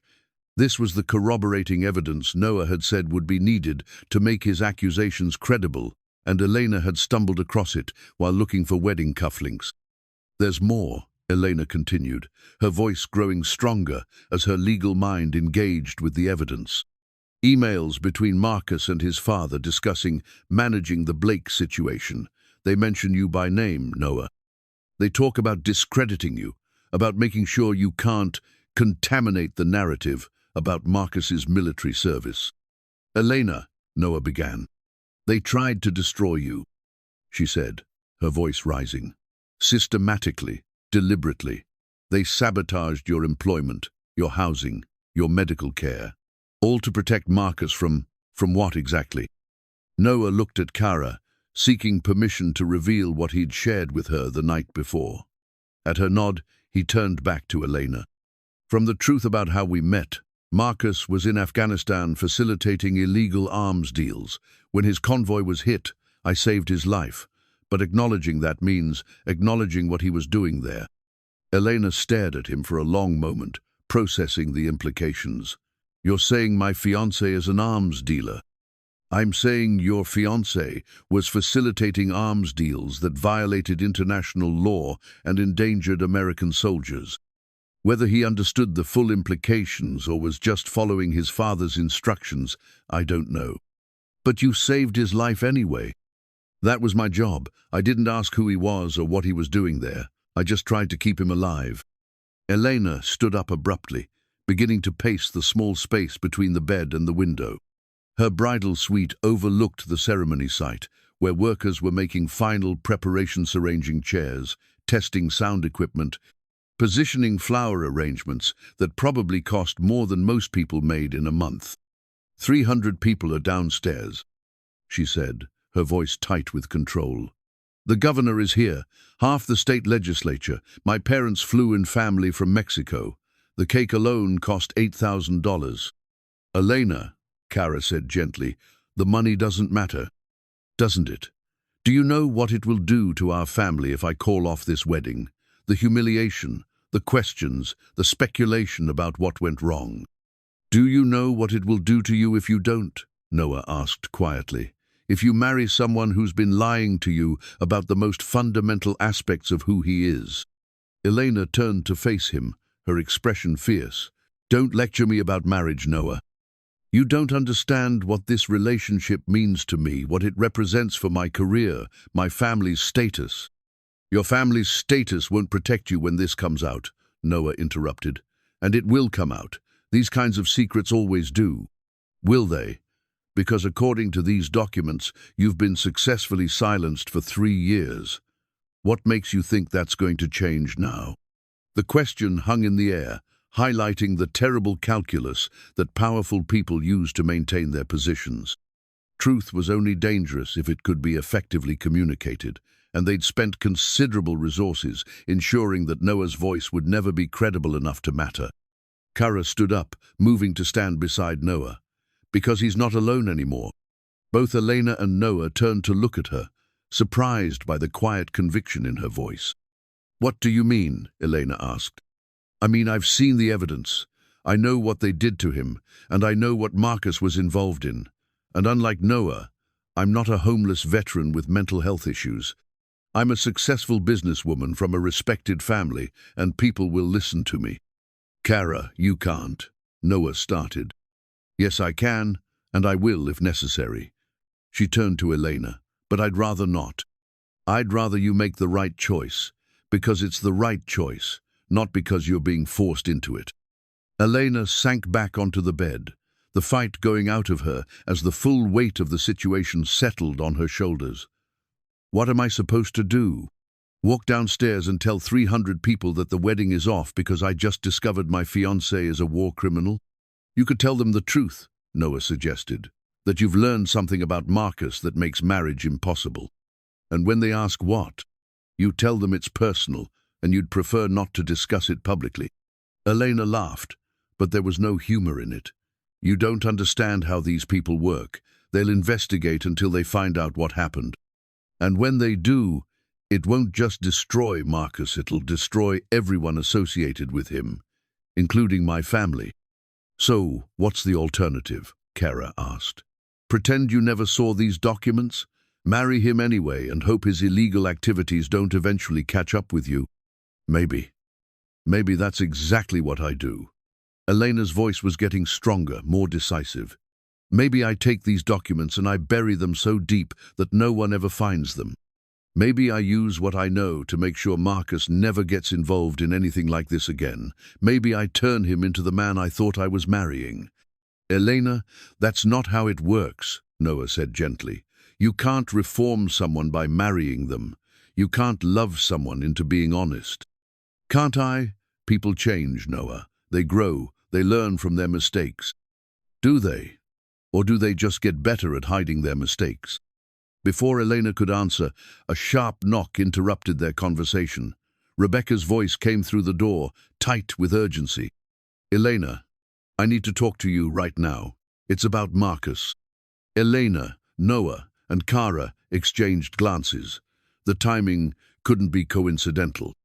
Come in, Elena called. Rebecca entered carrying her own folder of documents, her expression grim. She stopped short when she saw Noah and Kara, clearly not expecting them to be present for whatever conversation she'd planned. This is private, she said carefully. Nothing's private anymore, Elena replied wearily. What did you find? Rebecca hesitated, then apparently decided that the situation was too serious for diplomatic niceties. Federal investigators have been building a case against Meridian Defense Solutions for illegal arms trafficking. Marcus's name appears in their files as a person of interest. How do you know this? Because my boss got a call an hour ago from the U.S. Attorney's Office.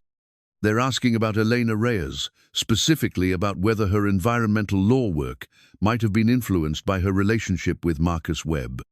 The room fell silent as the implications sank in. Elena wasn't just marrying someone with a questionable past, she was potentially becoming a target of a federal investigation herself. There's more, Rebecca continued. They're planning to execute arrest warrants tomorrow morning for Marcus, his father, and several associates. Elena stared at her maid of honor, her face draining of what little color remained. Tomorrow morning. The timing isn't coincidental. They're letting the wedding proceed so they can arrest everyone in one place with maximum media coverage. This whole weekend is about to become the biggest political scandal in California history. Outside the window, guests were beginning to gather for the ceremony. Politicians, business leaders, family members, all of them about to witness what they expected would be a celebration, but what was instead going to be the prelude to a spectacular downfall. What do I do? Elena whispered. Noah stood up, his expression resolute. You do what your conscience tells you is right, and whatever you decide, we'll support you. Even if it means destroying my family's reputation. Your family's reputation isn't worth more than your integrity, Kara said firmly, and it's definitely not worth more than the lives of the people who've been hurt by the weapons Marcus helped traffic. Elena looked around the room at the three people who'd spent the last few minutes dismantling everything she'd believed about her future. Then she walked to the window and stared down at the ceremony site, where her perfect wedding was waiting to begin. The ceremony site was perfect in the way that only unlimited money could achieve. White chairs, arranged in precise rows, facing an altar, constructed of driftwood and draped with flowing fabric that caught the ocean breeze. Flower arrangements that looked like they'd grown naturally from the cliff top, though each bloom had been individually selected and positioned. A string quartet played Mozart, while guests found their seats, the music carrying over the sound of waves breaking against the rocks below. Kara stood at the back of the gathering, watching Elena's internal struggle play out in real time. Her sister had changed into her wedding dress, a stunning creation of silk and lace that had taken months to design and fit. But instead of the radiant bride everyone expected, Elena looked like someone walking to her own execution. Marcus waited at the altar with his groomsmen, handsome and confident in his mourning coat. To the assembled guests, he probably looked like the perfect groom, nervous in an endearing way, occasionally checking his watch, smiling at family members in the front rows.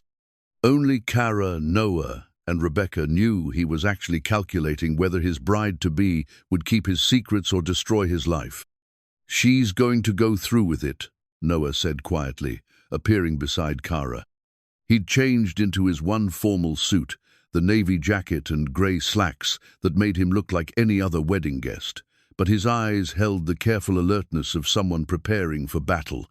You don't know that. Look at her face. She's made her choice. Kara followed his gaze to where Elena stood with their father, ready to begin her walk down the aisle. Carlos Reyes looked proud and emotional, completely unaware that his younger daughter was about to make a decision that would define the rest of her life. Elena, Kara whispered under her breath, willing her sister to find the courage to stop this charade. But the processional music began, and Elena started her walk toward Marcus, her steps measured and deliberate. The guests rose as one, turning to watch the bride approach the altar. Cameras flashed, discreetly professional photographers capturing what everyone believed would be a joyous celebration. Kara noticed the federal agents scattered throughout the crowd, their presence subtle but unmistakable once you knew what to look for. Men and women in expensive suits who carried themselves like law enforcement, positioned strategically to monitor key exits and maintain visual contact with their targets. "They're really going to let this happen," she murmured. "It's good theater," Noah replied grimly. "Maximum impact when they make their arrests tomorrow." The officiant, a family friend who'd known Elena since childhood, began the ceremony with warm words about love, commitment, and the journey that had brought the couple to this moment. His voice carried easily over the assembled crowd, aided by the resort's discreet sound system. "Dearly beloved, we are gathered here today to witness the union of Elena Maria Reyes and Marcus Richard Webb in holy matrimony." Cara felt her heart breaking as she watched her sister standing beside a man who had systematically destroyed Noah's life, who had participated in illegal arms deals, who was about to drag Elena into a federal investigation that could destroy her career and reputation. "This is wrong," she said suddenly. Noah caught her arm as she started to move forward. "Cara, what are you doing? I can't let her marry him. Not when I know what he is. It's her choice to make. It's not a choice if she's making it based on lies and pressure." The officiant continued his opening remarks, speaking about the sacred nature of marriage vows and the importance of honesty between partners. The irony was almost unbearable. "If anyone has any reason why these two should not be wed," the officiant said, "speak now or forever hold your peace." The traditional words hung in the air, usually met with nervous laughter and knowing smiles. But this time, the silence felt heavy with possibility. Cara looked at Noah, seeing her own conflict reflected in his expression. He'd spent 3 years being silenced, intimidated, and discredited. Here was his chance to speak the truth in front of 300 witnesses, including the federal agents who would arrest Marcus tomorrow anyway. "Noah," she whispered, "it's time." He shook his head slightly. "It's not my place." "Whose place is it then? Who else is going to tell these people the truth about what they're celebrating?" The officiant was moving on, beginning to speak about the nature of the vows Marcus and Elena were about to exchange. Marcus looked confident, probably believing he'd successfully navigated the weekend's dangers. Elena looked resigned, like someone who'd decided that avoiding immediate pain was worth accepting long-term consequences. "If you won't speak up," Cara said quietly, "I will." Before Noah could stop her, she stepped forward, her voice carrying clearly across the ceremony site. "I'm sorry," she called out, "but I do have something to say." The effect was immediate and dramatic. 300 heads turned toward her, conversations stopping mid-sentence. The string quartet faltered and stopped playing. Marcus's expression shifted from confident to alarmed in the space of a heartbeat. "Cara," Elena said, her voice carrying a warning, "don't." But Cara was already moving forward, walking down the aisle with steady steps despite her racing heart. She could see the federal agents shifting position, their attention now focused on her rather than their intended targets. "I'm sorry to interrupt," she said, addressing the crowd, but looking directly at Elena. "But there are things about this marriage that need to be said before vows are exchanged." Senator Webb started to rise from his seat in the front row, clearly intending to intervene, but Noah appeared at Cara's side. "Let her speak," Noah said quietly, but his voice carried the authority of someone accustomed to command. "Everyone deserves to know what they're really celebrating here." The silence that followed Noah's words was absolute. Even the ocean seemed to quiet, as if nature itself was holding its breath for what came next.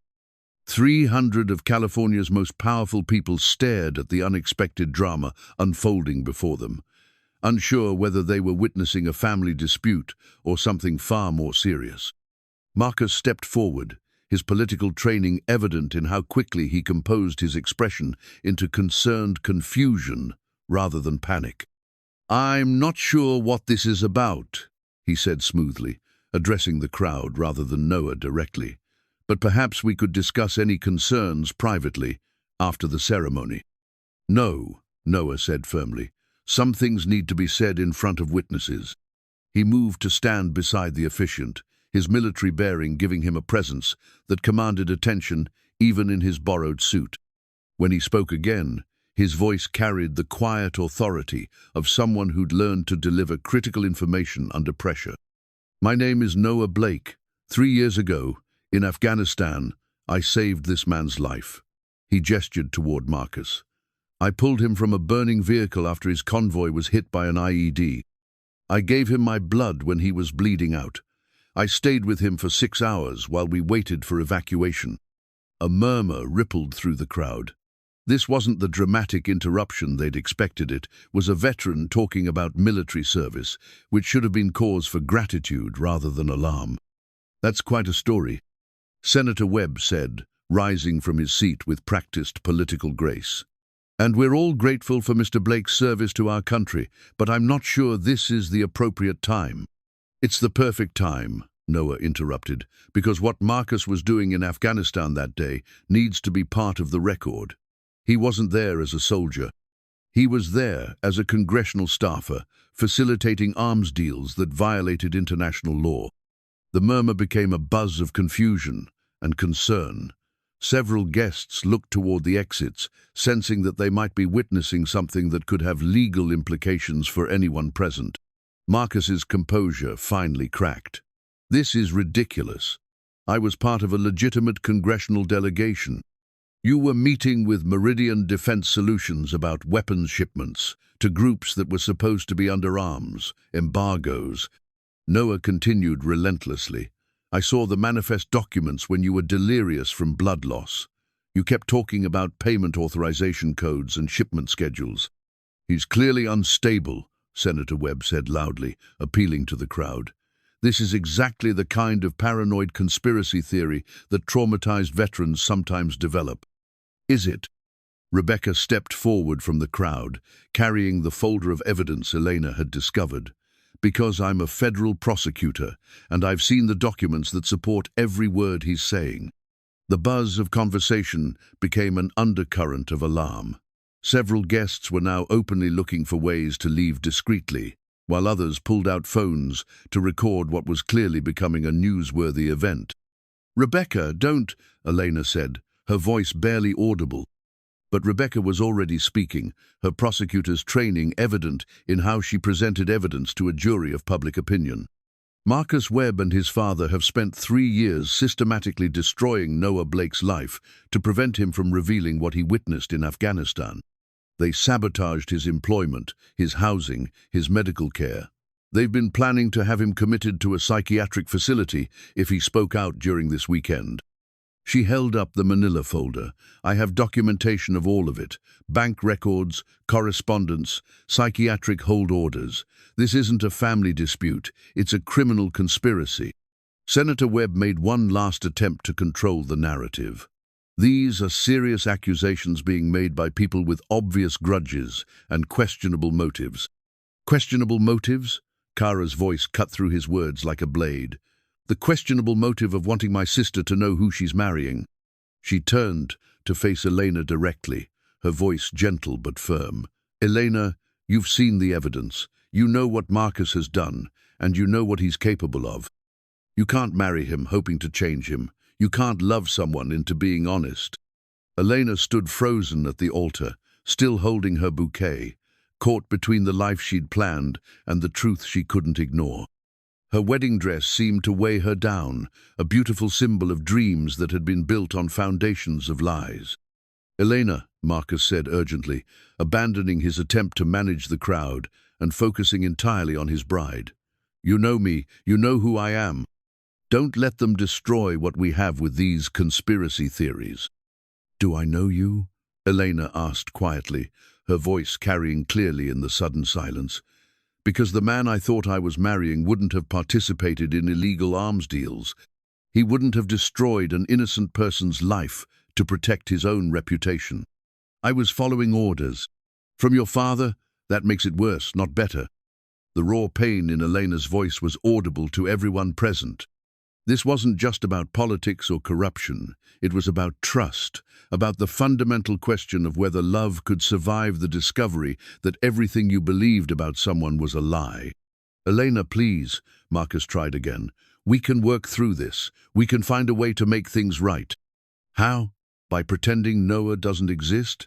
By letting him continue to live in his truck while we build our life on the money your family made from blood weapons? The phrase "blood weapons" hit the crowd like a physical blow. Several more guests rose to leave, no longer caring about discretion. The federal agents were now openly positioning themselves near the exits, preventing anyone from departing while keeping their primary targets in sight. Elena turned to look at Noah, her expression mixing gratitude with profound sadness. "I'm sorry," she said simply.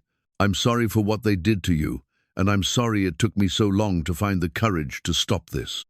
She handed her bouquet to Rebecca, then began walking back down the aisle, away from Marcus and toward an uncertain future. The symbolism was unmistakable. She was literally walking away from everything she'd planned, everything she'd worked for, because staying would require accepting the unacceptable. "Elena, wait," Marcus called after her, but she didn't turn around. The crowd watched in stunned silence as the bride walked away from her own wedding, her head high despite the tears streaming down her face. Some guests began to applaud slowly at first. Then, with growing conviction, recognizing the courage it took to choose truth over comfort. As Elena reached the back of the ceremony site, federal agents stepped forward with badges and handcuffs, finally revealing their presence and purpose. "Marcus Webb, you're under arrest for conspiracy to violate the Arms Export Control Act," the lead agent announced, her voice carrying clearly over the chaos that had erupted among the guests. Senator Webb tried to stand, but found his own path blocked by additional agents. "This is outrageous. I demand to speak with my attorney." "You'll have that opportunity," the agent replied professionally. "Richard Webb, you're under arrest for conspiracy, abuse of office, and violation of civil rights." As the arrests proceeded, Noah found himself standing alone at the altar, watching the systematic dismantling of the carefully constructed lies that had governed his life for 3 years. The wedding that was supposed to celebrate love and commitment had instead become a reckoning with truth and justice. Kara appeared beside him, slipping her hand into his as they watched the federal agents lead Marcus and his father away in handcuffs. The wedding guests dispersed in confusion and alarm, many of them undoubtedly worried about their own potential exposure to whatever investigation had just gone public. "It's over," she said quietly. "Is it?" Noah replied, though for the first time in 3 years, he allowed himself to hope that might actually be true. 6 months later, Kara stood in the doorway of her newly expanded office, watching Noah arrange files on his desk. The space looked different, now warmer, more lived in, with the kind of organized efficiency that came from someone who understood the value of having a place to belong. Blake Reyes Veterans Advocacy Services read the nameplate on his door, a partnership that had grown naturally from the chaos of Elena's wedding weekend. What had started as Kara's attempt to help Noah rebuild his life had evolved into something neither of them had expected. A thriving practice that combined her event planning expertise with his understanding of veteran issues to create employment opportunities and housing solutions for former service members. "The Martinez case files are ready for review," Noah said, looking up from his desk. The careful alertness that had marked his early weeks of recovery was gone, replaced by the confident focus of someone who'd found purpose again. His employer agreed to reinstate him with full back pay once they understood the real circumstances of his dismissal. "That's the 3rd one this month," Kara noted with satisfaction. "Word is getting out that there are people willing to fight for veterans' rights. It helps that we have credibility with both communities now. Veterans trust me because I've been where they are. Employers trust you because you understand their concerns about liability and public relations." Their partnership had indeed proven remarkably effective. Noah's intimate knowledge of how the system failed veterans, combined with Kara's business connections and political sophistication, created a unique ability to advocate for people who had previously been invisible to those with power. The morning newspaper lay folded on Noah's desk, its headline barely visible. "Former Senator Webb sentenced to 8 years in federal prison." The investigation that had begun with Marcus's wedding arrest had expanded into one of the largest corruption scandals in California history, ultimately implicating dozens of officials and contractors in an international arms trafficking network. "Have you heard from Elena lately?" Noah asked, noticing Kara's glance at the newspaper. She called yesterday. The environmental law firm in Portland is working out well. She says it feels good to be fighting for something she actually believes in. Elena's recovery from the wedding disaster had been slower than Noah's, but ultimately more profound. The public humiliation of walking away from her own wedding had been devastating initially, but it had also freed her from the careful political calculations that had governed her career choices. Her new work with environmental justice issues in Oregon had given her a sense of purpose that her previous prestigious position had never provided. What about her relationship with your parents? Getting better. Mom still brings up grandchildren every time we talk, but she stopped asking when Elena's going to find another suitable young man. I think she's finally understanding that suitable doesn't always mean what it appears to be. The Webster family's fall from grace had been swift and comprehensive. Senator Webb's resignation from office had been followed by criminal convictions that dismantled his political network and froze his considerable assets. Marcus faced his own federal charges and would likely spend the next decade in prison. Their carefully constructed political dynasty had collapsed in a matter of months. "Any regrets?" Kara asked, settling into the chair across from Noah's desk. "About exposing them? No. About the pain it caused Elena? Sometimes." Noah leaned back in his chair, his expression thoughtful. "But I keep coming back to what you said, that gay people deserve to know the truth about what they're celebrating. Even when the truth is painful. Especially then. Pain from truth heals. Pain from lies just gets worse over time." Their conversation was interrupted by the arrival of their newest client, a young Marine who'd been struggling with PTSD and employment discrimination since returning from deployment overseas. Kara watched Noah greet the veteran with the kind of understanding that could only come from shared experience, and felt the familiar warmth of seeing him in his element. The work wasn't always successful. Some cases were too complex for their small practice to handle, and some veterans were too damaged by their experiences to accept help. But for every person they couldn't save, there were two others who found housing, employment, or simply the dignity of having someone believe their story. "Ms. Reyes?" Their receptionist called from the outer office. "Your sister's online too." Kara picked up the phone to find Elena's voice bubbling with excitement. "Guess what? You won the lottery." "Better.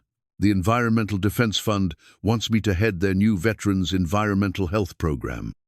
Apparently, someone told them about a certain advocacy practice in San Francisco that's been doing innovative work connecting military service with environmental justice issues." "Elena, that's wonderful. The best part is, the job would be based in San Francisco. I could move back home, work with causes I care about, and maybe even collaborate with a certain veterans advocacy practice on some joint cases." Kara felt tears prick her eyes. The family that had been fractured by the wedding weekend revelations was slowly healing, but with a foundation of truth rather than convenient lies. After ending the call, she found Noah waiting in her office doorway. "Good news?" he asked. "The best. Elena's moving back to San Francisco." "I'm glad. Family is important, even when it's complicated." "Especially when it's complicated." She paused, studying his face. "What about you? Any family reconnections in your future?" Noah's expression grew careful. "My parents died while I was deployed. No siblings. But I'm learning that family doesn't always mean blood relations." The comment hung in the air between them, loaded with the kind of meaning that had been building over months of working together, healing together, discovering that their fake relationship had become something far more real than either of them had expected. "Noah. Kara, there's something I need to tell you, about us." Her heart began racing, but she forced herself to remain still. "What about us?" "When I took that job pretending to be your boyfriend, I thought I was just trying to survive another day. I had no idea I was going to meet someone who would change everything about how I see my life." "You changed mine too," she said quietly. "You taught me that integrity matters more than appearances. That courage isn't about never being afraid, it's about doing the right thing even when you are afraid." "So what happens now?" Kara thought about the question. about the journey that had brought them from a desperate arrangement in a Mission District coffee shop to this moment of possibility. She thought about Elena's courage in walking away from everything she'd planned, about Noah's determination to rebuild his life with dignity and tact, about her own discovery that helping others mattered more than managing her family's expectations. "Now we keep doing the work," she said finally. "We keep fighting for people who need advocates. We keep building something meaningful together." Together? Together. Business partners, life partners, whatever we want to call it, as long as it's honest. Noah smiled, the first completely unguarded expression she'd seen from him since that first night they'd talked on their balconies. Honest sounds perfect. Outside their office windows, San Francisco Bay stretched toward the horizon, dotted with boats and possibilities. They'd both learned that truth could be painful, that courage required sacrifice, and that real love, wasn't about perfect circumstances, but about choosing to build something worthwhile with someone who shared your values. The wedding invitation that had started this journey was long gone, replaced by something much more valuable, a partnership built on truth, purpose, and the quiet satisfaction of work that mattered. They discovered that happy endings weren't about perfect ceremonies or flawless appearances. They were about finding someone willing to fight for what was right, even when the cost was high. As they returned to their work, preparing for another case that would help another forgotten veteran reclaim their dignity, Kara reflected on how much had changed since that desperate morning when she'd hired a stranger to solve her family problems. She'd thought she was purchasing a performance, but she'd accidentally found her purpose. And in helping Noah rebuild his life, she'd discovered what her own life could become when it was guided by conscience rather than convenience. The afternoon sun streamed through their office windows, illuminating case files and possibility in equal measure. They had work to do, lives to rebuild, and a future to create together, one honest conversation at a time.